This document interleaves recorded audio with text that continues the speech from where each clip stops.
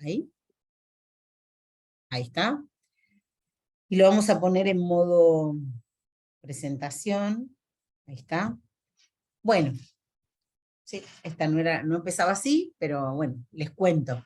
Lo que armamos en esta presentación es un repaso de todos los textos, ¿no? Las cuestiones principales, no todas las clases, pero sí las cuestiones principales de cada uno, para que ustedes incluso lo puedan también usar como esquema.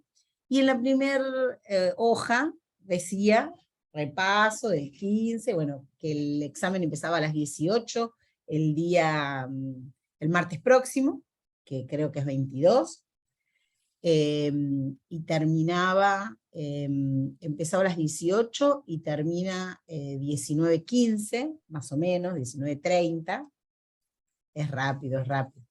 Y son 2 preguntas choice, una choice sin justificar y otra choice con una pequeña justificación, ¿sí? Y 3 para desarrollar. Si después necesitan un poquito más de tiempo, pueden estar un poquito más de tiempo, hasta las 8, ¿sí? ¿Estamos? Eso estaba escrito, pero bueno, se ve que lo borré, no sé por qué. Son entonces 5 preguntas, 3 a desarrollar, y 2 son choice. Una, no justifican la elección, y la otra, eligen y justifican. Una pequeña justificación, ¿sí? No es desarrollo. ¿Estamos? Está grabando, ¿no? ¿Sí? Bueno, los textos que entran son los que vimos en esta segunda parte, que eso también estaba en un cuadrito, creo que me los acuerdo de memoria, pero cualquier cosa, cuando los voy pasando igual les digo, era Albó, Xavier Albó, Carmita, ambos hablan de el buen vivir, y Carmita se posiciona más sobre el buen vivir y el rol de trabajo social, del trabajador social. Luego está Pastore, Coragio y Vázquez, y luego hay un material que retoma a Pastore y a Coragio, y capaz que un poquito de Vázquez, pero mínimo, que es un material de la Universidad de Quilmes, que Orígenes de la Economía Social, algo así se llama, ¿sí? Orígenes y Fundamentos de la Economía Social. ¿Todos ubican los textos que les estoy diciendo? ¿Hay alguna duda con respecto a los textos? Disculpe, ¿cuál fue el último que dijo?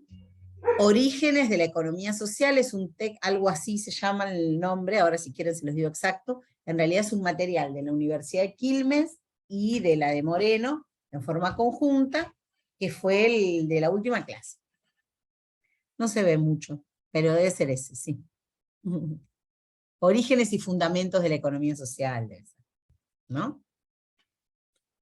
Pero es un capítulo de un libro eso, es más largo, es el capítulo inicial. Es uno cortito, es cortito. 10 páginas debe tener, incluyendo la portada, ¿sí? Y retoma mucho de los autores que vimos, ¿sí? Van a ver que habla de Coragio, que habla en términos de Pastore, es como un refuerzo de esos 2 autores anteriores que les decía, Pastore y Coragio, ¿sí? ¿Estamos con los textos entonces todos ubicados y ubicadas cuáles son los textos? Bien. Bueno, entonces vamos. En esta presentación incluí todos estos textos, entendiendo que ese último tiene una serie, es como un esquema de estos 2 últimos autores que les decía. El primero de los que vimos, o la primer bloque de lo que vimos, era esta concepción del buen vivir. Ambas son abordadas por Albó y Carmita, como les decía recién, Albó planteando los diferentes modelos que él considera como modelos de desarrollo, al cual uno de ellos se le dice el antimodelo, y Carmita presenta el rol del trabajador social en ese modelo específico, ¿no? En el modelo de buen vivir, ¿no? ¿Cuál es el desafío del trabajo social en el marco del modelo del buen vivir, un cambio de modelo de desarrollo? Nosotros vimos con Albó los distintos tipos, a ver si lo puedo poner arriba esto, los distintos modelos de desarrollo. Por un lado habla del antimodelo, en principio, que es el modelo tradicional, en donde se plantea una medición de la concepción, o una medición de la riqueza de un país, y de la medición de su desarrollo a partir de del PIB o el PBI, para lo cual en ese modelo, en el modelo tradicional, es el indicador que nos marca si la economía y el modelo de desarrollo de ese país funciona bien. Ese indicador es la clave, digamos, ¿no? Es el indicador que se vincula a la suma acumulada del dinero producido en un país, y también se utiliza ese indicador dividido por cabeza, o sea, por persona, se le llama per cápita, ¿no? Ese número dividido por la cantidad de habitantes. Y bueno, la principal crítica que tiene ese modelo, no solo desde Albó, sino desde muchos autores, él tiene una dificultad que al dividirlo por habitante, hay diferencias abismales entre lo que le llega a uno y le llega a otro, ¿no? No es que esa división, que es matemática, sucede en la realidad, ¿no? Entonces hay como brechas importantes entre las posibilidades económicas de una u otra persona dentro de ese modelo. Albó dice que por las consecuencias que tiene ese modelo de desarrollo, él no lo puede llamar modelo de desarrollo, sino que él lo llamaría antimodelo, ¿sí? Que sería el modelo tradicional. Luego plantea que en otro tiempo se empezó a vislumbrar esas problemáticas que recién decíamos, y apareció un modelo que criticó fuertemente al PIB como un indicador, y planteó seriamente un criterio de suplantar a ese indicador de medición por otro indicador al que se le llama IDH, que significa Índice de Desarrollo Humano. Ese paradigma humanista se basa más bien en interpretar que el modelo de desarrollo no es solamente medir la dimensión económica, sino también poder generar más humanidad, ¿no? Y que generar más humanidad significaría no aislar la dimensión económica de las otras dimensiones que tiene una sociedad. Entonces propone este índice que mide algunos otros indicadores, como ser la cuestión de la salud, de la educación, del acceso a derechos, etcétera, de una sociedad. No mide solamente la cuestión económica.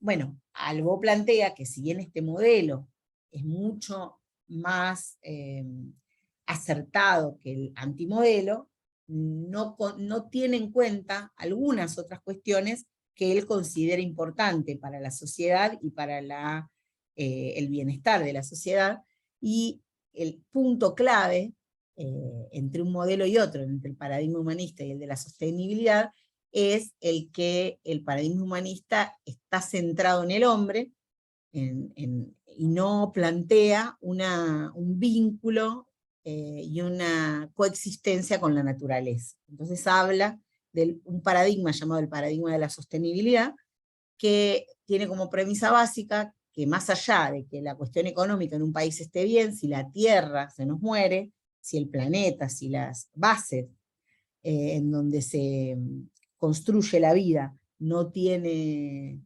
sustentabilidad, va a ser imposible que una sociedad pueda desarrollarse ahí. Entonces, en ese paradigma de la sostenibilidad, los más radicales dicen, bueno, si no se cuida al planeta, si no se cuida la Tierra, la raza humana también desaparece, más allá de que sus indicadores económicos empiecen a andar bien. Y entonces sí hace una introducción de que es necesario poder coexistir entre los humanos y la naturaleza, y que el índice de medición pudiera también tener en cuenta qué pasa con esa naturaleza en sí.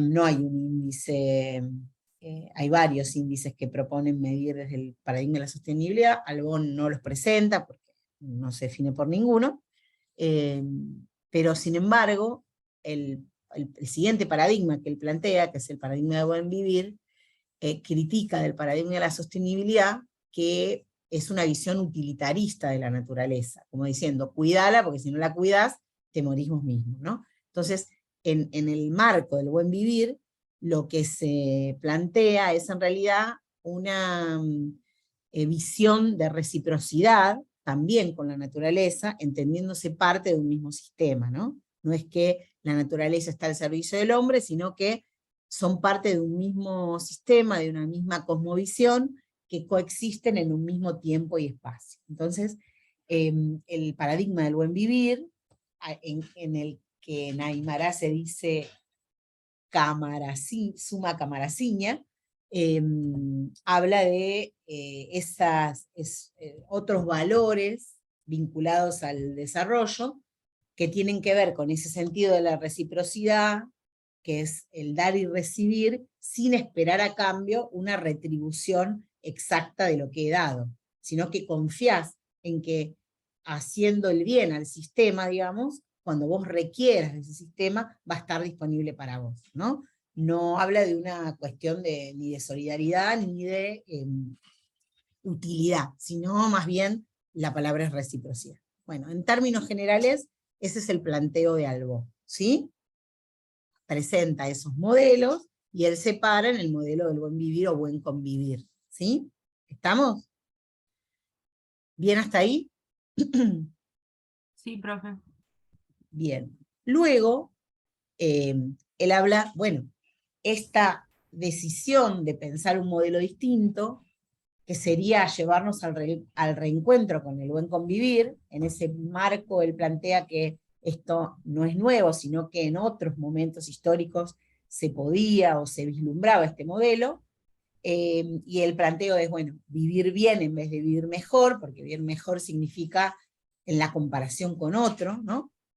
También plantear un sistema que tenga como base la solidaridad, para restaurar los equilibrios entre la naturaleza y las personas, y que es necesario abandonar el patrón de acumulación, pero no solamente de la acumulación capitalista de la empresa, sino también de la acumulación del consumo, ¿no? Por eso él habla de vivir con sobriedad, ¿eh?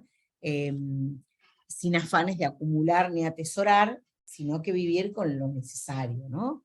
Vivir bien con lo necesario, ¿no? Con lo que es necesario para la vida. Ese es el planteo de Albó. Carmita, que también está presentando su postura desde el modelo del buen vivir, y que es trabajadora social en Ecuador, habla de cómo debería modificarse, o desde su visión, cómo se modifica el rol del trabajo social cuando pensamos otro modelo de desarrollo, ¿no?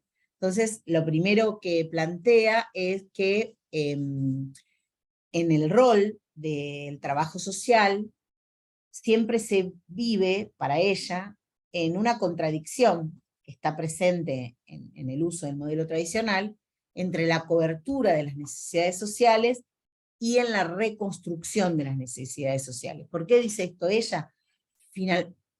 Plantea que las necesidades sociales han sido construidas. Entonces, llegar realmente a lo que es una necesidad social en un nuevo modelo significa reconfigurar esas necesidades para esa nueva sociedad y ese nuevo modelo.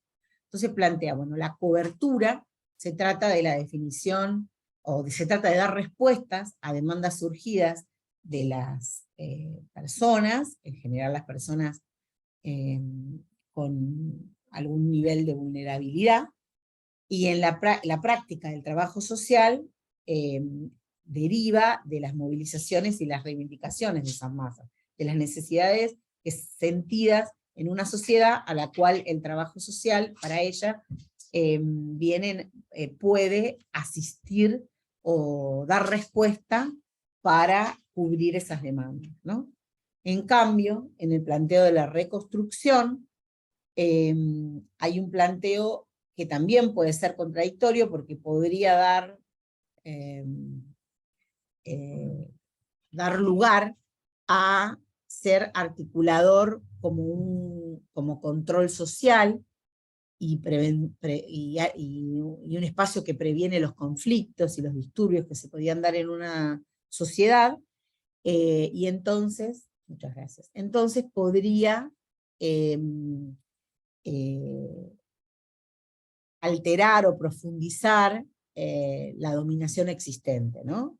Apaciguar para alterar la dominación. Entonces, lo que plantea es que la reconstrucción que se debe dar no es una reconstrucción pensada desde el modelo tradicional, sino que hay que como repensarse o repensar el rol en el nuevo modelo, a eso se refiere, ¿no? Que decir cobertura y reconstrucción cuando estamos pensando en el modelo tradicional nos lleva a respuestas similares. La propuesta sería que hay que repensarse en un nuevo modelo en donde el rol del trabajo, el rol del trabajo social sería sumamente fundamental para conocer en realidad las nuevas necesidades sociales existentes, digamos, ¿no?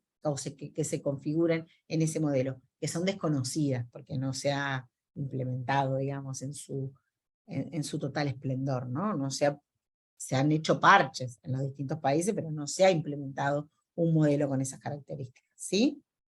Carmita dice esto porque la Constitución ecuatoriana modifica muchas de las cuestiones que estaban dadas en un principio. Entonces, al modificar distintos artículos de la Constitución, aparecen como válidos ciertos derechos que antes no estaban emitidos por la Constitución. Después, Carmita trae a Coragio diciendo que, diciendo una frase de Coragio que es bastante popular, digamos, presentando que en la economía de mercado se separa la economía de la vida social. Entonces, cuando pensamos la economía social, y al definirla de esa manera, se pone en evidencia el hecho de que toda economía es social, ¿sí? Que pertenece al mundo de lo social y no al mundo de lo exacto, porque en el mundo de la economía, quienes actúan, aún en la concepción de la economía tradicional, quienes actúan son agentes económicos o personas que no tienen regulada su conducta, sino que tienen conductas diferentes frente a distintas circunstancias. Entonces, eso coloca a la economía en una ciencia de tipo social y no en una ciencia exacta, ¿no? En donde podemos hacer un experimento de laboratorio y decir, pongo 2 ratones acá, modifico su entorno y veo lo que pasa. Bueno, no pasa con la economía, porque quien estudia la economía o quien opina sobre economía está en la propia caja, ¿no? Como están los ratones, ¿está? Uno no puede aislar un hecho económico, ¿sí? Entonces no se podría estudiar de la misma forma que estudiás a partir de una ciencia más dura o más de tipo exacta. Sin embargo, las teorías que conocemos responden más a ese modelo, ¿no? También dice que la economía es social, no solo por ese hecho, sino también porque la sociedad es la que codetermina la economía a través de los diversos procesos políticos y sociales que va experimentando. Y además es social porque muchas de las cuestiones que suceden en la economía operan fuera del mecanismo del mercado, aunque no lo registremos de esa manera. Significa que hay otros principios que no son los principios económicos tradicionales lo que operan en nuestra economía actual, sino que también operan otros principios, como es algo que vimos en Economía 1, ¿no? Los principios que planteaba Vázquez, ¿sí? Que planteaba la reciprocidad, la redistribución, el intercambio, la economía doméstica, ¿no? Esos principios también están presentes en nuestras economías, aunque no aparecen en las estadísticas, son efectuados por las personas de las distintas sociedades. ¿Está? Eso es lo que trae Carmita de Coraje. ¿Vamos bien hasta ahí?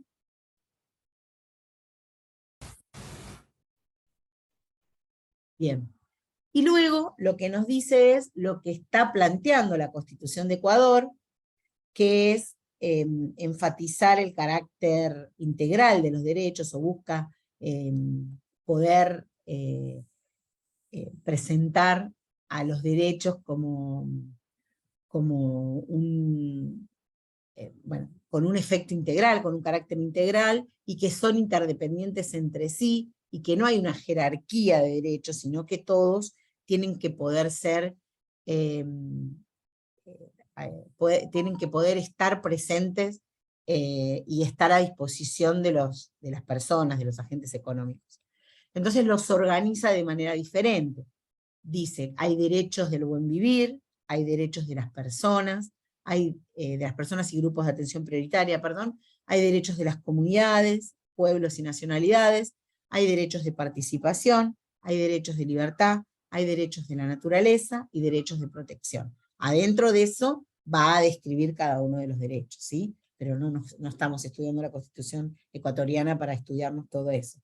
Sí plantear que categoriza, digamos, o presenta, organiza los derechos de manera diferente a como venía siendo organizado, que era de la manera más tradicional, y que en realidad eso buscaría no posicionarse en una visión fragmentada de los derechos centrados en un individuo, ¿sí? Sino poder mirarlo en términos de sociedad, ¿sí? Bueno, sí, después por otro lado cambia las palabras grupos vulnerables y les llama grupos de atención prioritaria, ¿sí? A aquellos que requieren mayor acompañamiento en diversos derechos, y eso ella plantea que es desestigmatizar a las personas generando un horizonte de igualdad en la diversidad. Después dice cuáles son los retos del trabajador social, específicamente ella lo dice en Ecuador, para Ecuador, porque está hablando de Ecuador y su experiencia. Y bueno, dice que los retos son lograr su reconocimiento como profesional, capaz de participar en la planificación, toma de decisión, y también en la creación de políticas públicas nacionales y locales. Eso sería no ser un mero ejecutor. Segundo, que ser una profesión capaz de identificar que los campos de las políticas sociales y los derechos del buen vivir son parte de su ámbito profesional, y que quizás es el más preparado para poder asumirlos, porque es la profesión que más conoce al territorio y a su gente, o una de las que más conoce. Disculpen, denme un minuto, que debe ser alguien que quiere que abra abajo. Denme un minuto.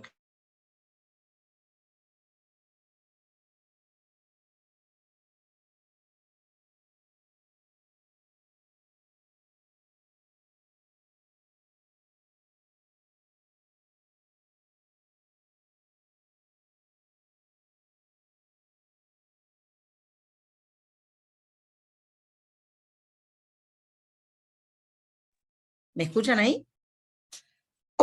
Bien, perdonen. Y después también habla de la necesidad o demostrar que la profesión del trabajo social tiene la capacidad y la vocación de trabajar en forma interdisciplinaria, no trabajar solamente centrado en su profesión, y que, bueno, en ese sentido, no lo dice en este texto, pero en otros los plantea, habla de la profesión del trabajo social creando política económica, ¿no? Por eso lo dice, en ese sentido lo dice. Si bien en este texto no lo dice tan claramente, dice por qué la profesión del trabajo social no puede estar sentado a la mesa de las decisiones económicas, ¿no? Tiene que estar, porque conoce la problemática que trae una mala política económica, ¿no? Bueno, eso es el planteo más claro que hacen otros textos o otros libros, que son un poco más largos. ¿Estamos hasta ahí? ¿Sí? Bien, ya que Carmita nombró a Coragio, sigo con Coragio, ¿sí? Así vamos relacionando los temas. ¿Está? Hasta ahora vimos Albó, lo principal de Albó, lo principal de Carmita. Ahora vemos lo de Coragio. Bueno, Coragio le llama a la economía del trabajo. Él plantea como unidad elemental o una forma de organización de la economía a la unidad doméstica y sus extensiones, ¿no? Él plantea que la unidad doméstica es la forma de organización más elemental y está formada por un grupo de personas con relaciones de parentesco entre sí o no, pero que son responsables conjuntamente de la reproducción de la vida de sus miembros. Entonces es la familia o la extensión de la familia, también puede ser una comunidad, o también pueden ser relaciones de vecindad de otra índole, asociaciones, comunidad organizada y demás, ¿sí? Esto es el planteo de Coragio. ¿Sí? Yo este Power se lo subo, ¿eh? Entonces, la definición exacta de Coragio es: cada unidad doméstica es un grupo de individuos vinculados de manera sostenida que son, de hecho o de derecho, solidaria y cotidianamente responsables de la obtención, mediante su trabajo presente o mediante transferencias, donaciones de bienes, servicios o dinero, y distribución de las condiciones materiales que son necesarias para la reproducción inmediata y ampliada de la vida de todos sus miembros. ¿Sí? Digo ampliada porque acá lo dice arriba y él dice ampliada. ¿Sí? ¿Estamos? Esa es la definición de unidad doméstica. La unidad doméstica utiliza lo que llamamos fondo de trabajo. ¿Qué es el fondo de trabajo? Bueno, son las estrategias que lleva adelante una unidad doméstica para poder reproducir su vida, ¿sí? Si lo tuviera que definir más académicamente, podría decir, como está planteado ahí, es el conjunto de capacidades de trabajo que pueden ejercer en condiciones normales los miembros de una unidad doméstica para resolver solidariamente su reproducción. Si lo queremos ver en ejemplos, podemos decir que una unidad doméstica genera diversas actividades, esas actividades forman parte de las estrategias de vida de ese fondo de trabajo. Entonces, supongamos que una unidad doméstica la conforma una familia, decimos, bueno, la madre trabaja en forma asalariada, ¿no? Es maestra, el abuelo tiene una pensión, el hijo tiene un plan social, un programa, el otro hijo hace changas, y con eso genera ingresos, otro tiene no sé, el abuelo tiene un kiosquito en la casa, también tienen una huerta familiar. Bueno, lo que dice Coragio es que todas esas cosas, son actividades que le generan ingresos a las personas, y eso lo hacen con las habilidades que tienen, ¿no? Según las habilidades o las posibilidades que tengan, van a generar ingresos y van a constituir lo que él llama el fondo de trabajo. Por eso el planteo de él es que en la economía social, las estrategias de vida de las unidades domésticas son de tipo complementario, no viven de una sola fuente, de un solo tipo de actividad, sino que es el complemento de diversas actividades lo que le permite la reproducción de la vida. ¿Se entiende? Bien, y ahí hay unos ejemplos.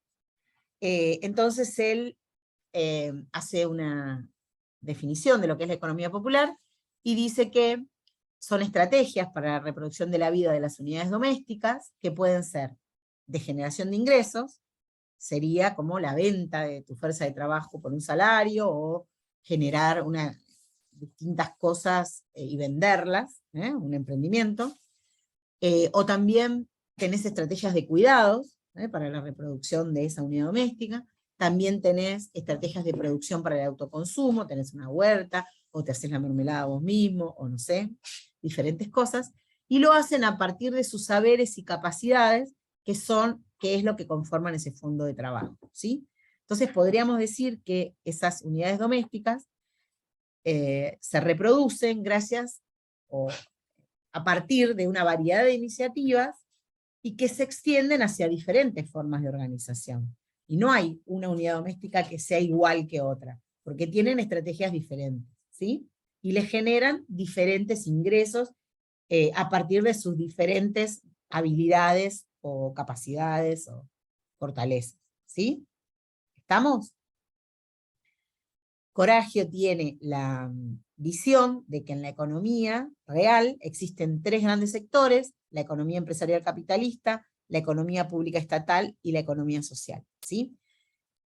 Ténganse en cuenta que Coragio cree que dentro de la economía social están los asalariados. ¿Se acuerdan que hace un ratito les dije que quien que vende su fuerza de trabajo en el mercado es parte de esa unidad doméstica? Por lo tanto, si hay una persona que trabaja en relación de dependencia en una empresa, para Coragio, esa persona, ese empleado, no pertenece a la economía empresarial capitalista, sino que está dentro de este sector, porque para vivir necesita trabajar, vender su fuerza de trabajo, ¿sí? Quienes están en la economía empresarial capitalista son los dueños del capital, ¿sí? El dueño de la empresa, ¿está? No los empleados, ¿sí? O las empleadas. ¿Estamos? ¿Sí? Bien. Coragio, ahí yo se los expliqué de una forma sencilla, también lo pueden ver de esta manera, si lo quieren ver combinado, ¿no? Si queremos ver cuáles son cómo se completan esos tres sectores, hablamos de la economía pública, y acá define quiénes están dentro de la economía pública, la economía empresarial privada, quiénes están dentro de la economía empresarial privada, y también la economía popular, la economía social, y quiénes están dentro de esa economía. Por supuesto, nada en la vida es blanco y negro, por eso hay intermedios, ¿no? Hay estas tres economías se interrelacionan entre sí, y hay algunos espacios de coexistencia. Por ejemplo, si hablo de una empresa público-privada, que tiene capital público, capital privado, no va a estar ni de este lado ni de este, sino que va a estar en la intersección. ¿Está? ¿Se entiende? Después lo ven tranquilos a este mapa, no es que se lo tienen que saber, sino comprender cuáles son los tres sectores. ¿Sí? ¿Estamos? Después también Coragio en su texto dice cuáles son las características de cada uno de esos tres sectores. La economía empresarial capitalista tiene como característica que su unidad microeconómica es la empresa de capital, ¿sí? Es el órgano por excelencia. Y lo dice no haciendo un juicio de valor individual, sino planteando que el sistema económico de mercado, su ética y las necesidades de sobrevivencia de una empresa requieren que esa empresa tiene que ser competitiva. Si no es competitiva en el mercado, muere. O sea que es razonable que una empresa tenga la voluntad de generar cada vez mayor ganancia y tener mayor competitividad, ¿sí? Entonces, para eso lo que tiene que hacer, para sostenerse en ese mercado de tipo competitivo, lo que tiene que hacer es bajar sus costos, tratar de incrementar su capital para reinvertir, ¿no? Y para mejorar su productividad, y ampliar, sería ampliar sus líneas de producción, diversificar, actualizar, porque si no, a mediano o largo plazo se funde. ¿Está? Eso es lo que dice, y va a desaparecer. Entonces, la economía empresarial capitalista se caracteriza por mostrar niveles crecientes de concentración, por supuesto que cada vez quieren crecer más. Su categoría central es el capital, se organiza en grupos económicos, en empresas, en redes de empresarios, empresas, y se relaciona a través del mercado de forma competitiva o colusiva. Quiere decir que compiten entre sí y se devoran entre sí. ¿Está? Que es la lógica del sistema, de la lógica de este sector. Y, por supuesto, tiene prioridad la propiedad privada. En cambio, la economía pública estatal tiene sentidos diversos, de acuerdo a la historia, porque no siempre tiene la misma fortaleza o el mismo tamaño en el sector. Lo que busca es acumular poder político para la élite gobernante o para el grupo gobernante. ¿Y para qué lo quiere hacer? Bueno, para asegurar la gobernabilidad del sistema. Es necesario asegurar la gobernabilidad, ¿sí? Y para eso es necesario que se le conceda o que se le reconozca cierto poder, ¿sí? Pero lo que se espera de la economía pública estatal es que actúe en nombre del bien común, ¿sí? Tratando de compensar y evitar que la economía quede librada al funcionamiento del mercado y acabe con la naturaleza o genere niveles de de injusticia inaceptable, ¿no? Entonces, bueno, dependerá del momento histórico. Hay momentos en donde quienes gobiernan sienten que el Estado no debe intervenir desde la economía pública estatal, o debe intervenir poco, y en otros presentará otra postura. Y cada sector vamos a escuchar que lo hace para el bien del país o para el bien común, ¿sí? Pero hay distintas posturas para eso. ¿Está? Bien, esas dos tipos de economía no son las únicas que existen en nuestra sociedad, ¿no? O sea, estas dos economías que acabamos de ver no agotan las iniciativas que hacen la economía, que hacen que la economía produzca, distribuye, circula, consuma bienes y servicios. Entonces, ese tercer sector es lo que le llamamos economía social, ¿sí? Pero, ¿qué es la economía social entonces? ¿Sí? Van a escuchar diferentes concepciones de la economía social. Algunos le llaman economía social, otros le llaman economía popular, otros le dicen economía de comunión, otros le dicen economía solidaria, y hay un montón de términos. Más allá de los términos, los que todos coinciden, las distintas posturas coinciden en que economía social no es ni sinónimo de pobres, ni sinónimo de sector informal de la economía, ni sinónimo exacto de cooperativismo formal o registrado. Incluye estos sectores, pero no son lo único que integran la economía social. A veces son las únicas experiencias que conocemos, entonces creemos que es eso, ¿sí? Nosotros no nos metimos en esta materia a discutir cómo hay que llamarla, ¿sí? Sino que queremos comprender la generalidad del concepto de ese sector, ¿sí? Todas las posturas, ninguna interpreta la economía social como sinónimo de esto, ¿sí? Y ahora nos metemos con Pastore. ¿Qué dice Pastore de la economía social? ¿Sí? Bueno, Pastore dice que la economía social tiene dos orígenes, ¿sí? Los orígenes que él le asigna a la economía social son la vieja economía social, o la histórica, y la nueva economía social. Él dice, bueno, hay una economía social a la que podemos llamar vieja o histórica, que nació con la convicción de generar otra economía. Esa idea de generar una economía diferente, generar una forma diferente de hacer actividades económicas, surgió en nuestros países, o vino de la mano de los inmigrantes, que venían teniendo historias en sus países en donde resolvían necesidades de la sociedad a partir de la organización popular. Entonces a nuestro país llega de la mano de esos inmigrantes. Perdimos bastante la historia de lo que pasó con nuestros pueblos originarios, entonces no se está viendo esto desde la economía social. Para mirar qué pasó con los pueblos originarios lo vemos más desde la economía comunitaria, ¿sí? Por eso es que Pastore no lo trae a este tema. Y dice, bueno, la vieja economía social son las cooperativas de trabajo, agropecuarias, las de servicios públicos, las de vivienda, las de consumo, las crediticias y bancarias, las de seguro, las de provisión profesional. También lo son las mutuales, ¿no? Que proveen a sus socios vivienda, salud, remedios, cuestiones de tipo educativa, o las culturales, que también incluyen todo el tema de distintas nacionalidades generando servicios para sus asociados, por ejemplo, la sociedad italiana, la sociedad francesa, que tiene una asociación y para sus miembros resuelve desde el sepelio hasta quizás dar idiomas, tener una guardería, hacer deportes, llevar adelante su cultura, y también asociaciones socioeconómicas que producen o proveen bienes y servicios de diverso tipo con la convicción de querer hacer otra economía. Eso él le llama economía social tradicional o vieja economía social. Y dice, hay otra economía social que tiene otro origen, que nace como respuesta a la exclusión. Él ahí a esa economía le llama la nueva economía social. Y como lo dice ahí, se los acabo de decir, nació como respuesta a la exclusión, fundamentalmente del mercado de trabajo.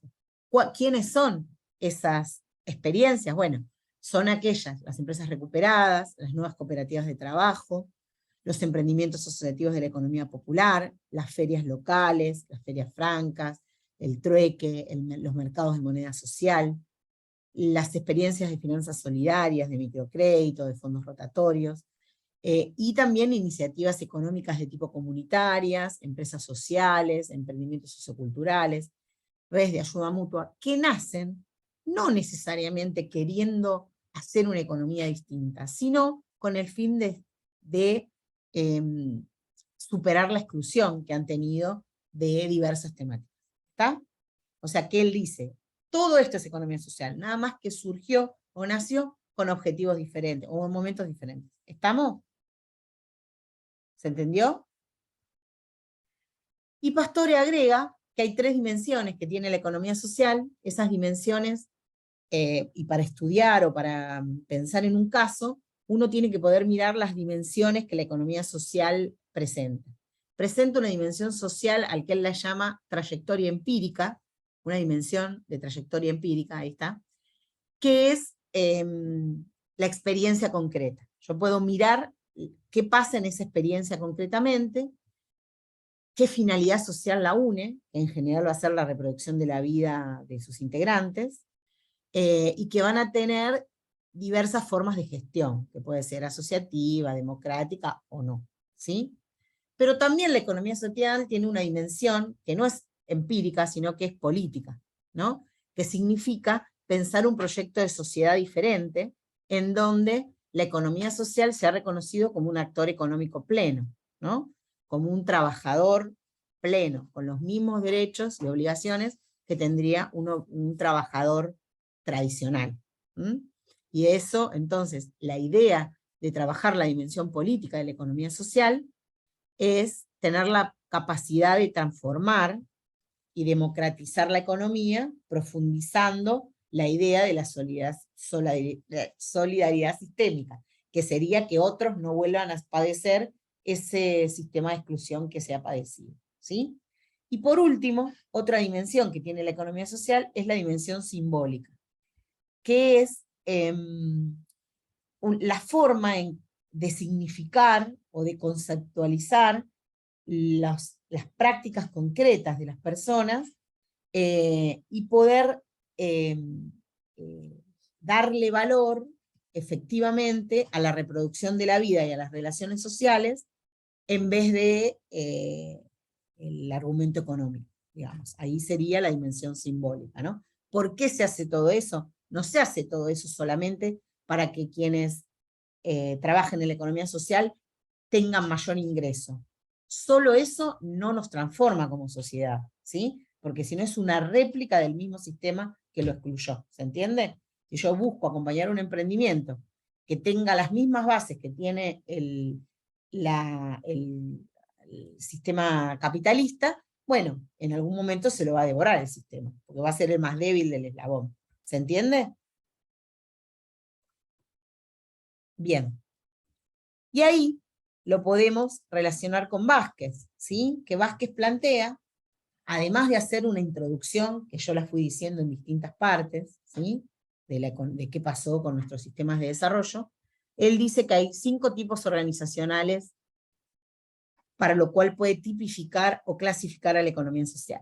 Dice, encontramos el tipo A son organizaciones autogestionadas por sus trabajadores, que van a ser cooperativas u organizaciones de los cuales sus trabajadores llevan adelante la autogestión y producen bienes y servicios, ¿sí? En general han decidido una forma de organización colectiva, pero han sido llevados a partir del mecanismo de la exclusión, ¿sí? El 2, el B, o la tipificación B, son las entidades de la economía social tradicional. Esta es lo mismo que estaba diciendo Pastore de la vieja economía social, ¿no? O la tradicional. Habla de las organizaciones tradicionales de la economía social, cooperativas, mutuales, etc. Después pone un tipo C, que son las cooperativas llamadas de inclusión social, que fueron las creadas a través de las políticas públicas estatales. Argentina Trabaja, ellas hacen, PAIS, algo así eran, PRIS, unas anteriores, ¿no? Han sido creadas como cooperativas a fuerza de poder participar de una política pública estatal, ¿sí? Luego también incorpora a los negocios liderados por emprendedores sociales. Este es todo el mundo de los emprendimientos de innovación, habla de las empresas B, o las empresas o emprendimientos que, si bien tienen una finalidad de rentabilidad, tienen objetivos que se vinculan con la posibilidad del bien común, ¿sí? Y por último, los emprendimientos populares, familiares y asociativos, que quizás son los que más conocemos, ¿no? Los emprendimientos tradicionales de la economía popular, ¿sí? Esa es la tipificación de Vázquez. Esto que yo les expliqué así rápidamente, Vázquez hace un cuadro, ¿sí? En ese cuadro, de cada una de esas tipificaciones, lo que hace es analizarlas a través de lo que vemos a la izquierda, ¿no? ¿Cuál es la lógica dominante de cada uno de estos tipos organizativos? Bueno, de las organizaciones autogestionadas por sus trabajadores, la lógica dominante es la autogestión, ¿sí? En las entidades de la economía social tienen más bien una característica mutualista, de ayuda mutua, ¿sí? A eso se refiere. En las cooperativas de inclusión social vinculadas a políticas estatales, su lógica de creación ha sido de tipo redistributivo, o sea, el Estado, queriendo acompañar un sector, propone la formación de cooperativas para redistribuir, ¿sí? En cuanto a los negocios sociales liderados por emprendedores, la lógica es más bien una lógica del emprendedurismo tradicional, con lógica de mercado, y en los emprendimientos populares, familiares y asociativos, es una lógica de reproducción de la unidad doméstica, ¿sí? Bueno, así con cada uno de los tipos. Esa sería la más difícil de entender. Las otras son las descripciones de los que esas tipologías presentan. ¿Está?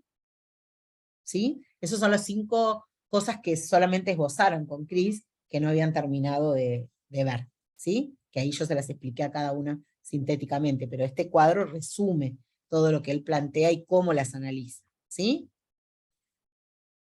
Aquí están, yo se los puse aquí nuevamente sin la explicación, ¿no? Estas son los componentes que analiza. Bien, esos son todos los textos que vimos. El último texto que les dije, Universidad de Moreno y la de Quilmes, habla de las dimensiones, de esta que les planteo acá, habla de la perspectiva de Coragio, y habla un poquito de los principios de Vázquez, ¿sí? Repite lo mismo, o sea, no sé si repite, profundiza estos autores, los va como relacionando. ¿Está? ¿Alguna consulta, duda, reflexión, algo que quieran Profe, saber? entonces, yo estuve leyendo el de Coragio y me pareció como que iba comparando constantemente cómo funciona el sistema capitalista, cómo es la economía política y todo el desarrollo de cómo es la economía social. Si Sí. nos enfocamos solamente en lo que vos mostraste acá, o sea, vamos a No, ir... esa comparación yo te la dije, pero separada, porque la fui mezclando Claro. con otros temas, pero es lo mismo lo que estoy planteando. Sí, sí, sí, Lo no, mismo. solo que por ahí vos hablaste más de economía social, de comprender las características, cómo trabaja, cómo funcionan. No, mira, O sea, hablé de la economía empresarial capitalista, hablé sí, aquí y seguí hablando acá, hablé de la pública estatal y hablé de la sí. social. No solo hablé de la social, Ok, ¿sí? entonces es Sino que como dije que las tres. o sea, Porque toda esa comparación la claro, tenemos que tener presente. claro, porque esa es Bien, sería como la postura de Coragio, ¿no? bien, Mostrar que en la economía hay 3 grandes sectores, bien, ¿sí? La perfecto. pública Perfecto. estatal, la privada o capitalista, y la social, solidaria, popular, ¿sí? Bien, Ahí no le vamos a dar bolilla a los términos, ¿sí? bien. Porque, bueno, todos los autores dicen diferentes términos, yo no les expliqué todas esas diferencias, que después lo vamos a profundizar quizás, pero igual con los autores que pusimos tienen diferencias conceptuales, ¿sí? Si ven, cada uno lo llamó diferente. Hay algo en el chat, pero no vi, perdón. El último texto se llama Orígenes y Fundamentos de la Economía Social, creo. Sí, ese es el último. Lo que pasa es que eso es un material más largo. Ustedes tienen un capítulo, yo no me acuerdo exacto el nombre del capítulo, pero es ese. Sí, el nombre Orígenes y Fundamentos de la Economía. Es una edición entre la Universidad de Quilmes y la de Moreno. sí, ese tiene 10 páginas y hay como 3 páginas que es como la presentación nada más. Es un texto de 10 páginas. El texto en realidad son 10 páginas las que nosotros vemos que es el primer capítulo. Claro. Porque es un material más amplio, es una materia entera. Nosotros pusimos los 10 primeros, las 10 primeras hojas. ¿Sí? Que es lo que ustedes tienen, ¿eh? No tienen las 30. Tienen solo esas 10. Eliana, ahí te contesté, ¿eh? Eso es lo que te contesté. Profe, otra pregunta. Con respecto al texto de Vázquez, que arranca como contextualizando, ese recorrido histórico, nada, me parece bien Sí. tenerlo presente, pero las preguntas quizás Sí. se van a enfocar más. Yo no me enfoqué en eso porque es algo que ustedes suelen ver. Lo ven mucho más a esa contextualización en otras materias que lo que él tipifica. Por eso me concentré ahí. Lo tenés que tener presente para saber por qué tipifica así, ¿no? Eso también se relaciona un poco con los modelos de desarrollo. Si bien nosotros no los profundizamos, si tuviera que pensar qué pasa con el modelo de desarrollo en Argentina, eso me lo explica, digamos, ¿no? Al tradicional, ¿sí? Hay que saberlo en términos generales, para contextualizar, ¿no? Porque no se trata de eso, esta materia. Ustedes lo ven en otras, no sé en cuáles, pero sé que lo ven. En ACE y en Estado y Políticas Sociales. En ACE, Estado y Políticas Sociales, lo ven esos temas. Yo quería hacer una consulta, porque no sé, yo cuando me puse a leer el texto de Vázquez, dije, es un montón, pero claro, una vez que llegás al cuadrito es como más por ahí sí, como en comparación es como más fácil, no sé si se puede por ahí estudiar más del cuadrito o... Y no sé si te va a dar el cuadro te sirve como un esquema, pero cuando vos tenés que explicar algo, es preferible tener más vocabulario. El vocabulario no se adquiere con el cuadro. Bueno, yo lo estudiaría de acuerdo a lo que está en el material y luego confrontaría con el cuadro, pero no estudiaría de un cuadro. Porque siempre es un resumen es como estudiar de un Power. Es el resumen del que lo hizo, ¿no? Pero antes te explicó mucho más que eso.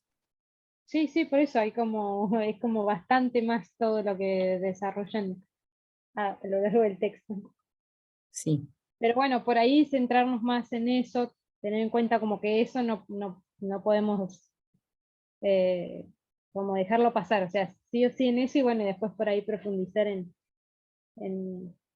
Claro, tenés que saber cuál es la característica de cada tipografía, ¿sí? Si te tomo una comparación, te va a servir el cuadro, pero si te digo desarrolle tal tipografía, te va a quedar corto escribir solo lo del cuadro. ¿Entendés? Claro. Tenés que estudiarlo del texto, ¿sí? El cuadro siempre esquematiza. Y es como un resumen que hizo el propio autor. Nosotros íbamos a hacer un trabajo, pero no nos dio el tiempo, agarrando una experiencia de la economía social y clasificarla así, ¿sí? Pero no dio el tiempo físico para hacerlo. Bueno, ¿alguna otra pregunta, consulta?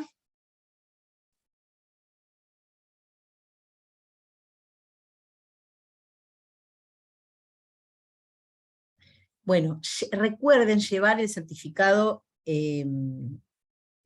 escrito. Así lo firmamos y Cris lo hace sellar antes que se vayan. ¿Sí? Pues si lo hacemos en el momento, a veces corremos riesgo de que ya se nos fueron. ¿Eh? El certificado de examen, el que tiene que llevar certificado de examen. ¿Estamos? Estamos. Bueno, nos vemos el martes entonces. Esto queda grabado. Profe, ¿le puedo hacer una pregunta? Sí. No sé quién me habla, Perdón, pero sí. Acá. Ahí te veo. Yael Hall. Sí, te Profe, veo. estoy teniendo un problema con mi trabajo. Yo trabajo para el servicio penitenciario. Sí. En el primer parcial hubo un paro y la profesora Mariana me hizo una nota porque yo fui a trabajar y después pedí la fecha que fue el 4 de noviembre. Sí. Bueno, me dicen en el trabajo que está injustificada. O sea, yo mandé la nota, me hizo la profesora. O sea, aclarando que se adhirió al paro, que se cambió la fecha, y me dice que tiene que ser un responsable de la carrera. O ¿Querés sea, le el escribo a director. la coordinadora de la carrera? Pero le escribimos. A la Total, no, perdón. Ya me olvidé. ¿Quién se- era? Porque es nueva. Tatiana Fink está. ¿Es Tatiana ahora? No. El coordinador de la carrera es Tatiana, sí. Ella. Bueno, le escribimos, a ver si puede hacerlo, la nota. Sí, Escribo. porque, o sea, yo puse que se adherían al paro, yo fui a trabajar igual y Es después pedí raro. otro día. ¿Y qué día tenías injustificado? ¿El día que fuiste a trabajar? Sí fuiste. Claro, pero yo trabajo en el Ministerio de Justicia, no trabajo, o sea, soy contratada del servicio. No, ya es sé, como pero el todo. día del examen fuiste a trabajar. Yo fui a trabajar, pero ¿qué pasa? En el servicio penitenciario me hacen mandar 15 días antes la fecha del parcial. Mm. La nota de pedido un mes antes de la fecha del parcial. Entonces se manda todo por un equipo, un GEDE, y ahora me mandan que está como injustificada la falta. Le digo, pero yo no falté. O sea, me Claro. piden entonces que mande la directora o alguien de... Le digo, pero la profesora mandó la nota. O sea, tengo la nota de la profesora Mariana que Sí. explica que se adhirió al paro, que la fecha Yo que le se pregunto cambió. a la coordinadora, ahora Cris me dice bien el nombre y la busco porque yo me escribo con ella, pero ahora no me acuerdo el mail, y le escribimos a ver si nos puede dar. A ver qué. Bueno, ¿Mm? Pero ni muchas deben gracias, saber profe. que no sé, digo yo que soy la coordinadora de la carrera, porque ¿cómo van a saber? Estoy grabando, no tendría que decir esto. Pero no, Bueno, le profe, escribimos a Tatiana y por ahí te puede escribir en un mail también, cosa que quede en el mail. perfecto. ¿Eh? Muchas gracias, No, de profesora. nada, dejo de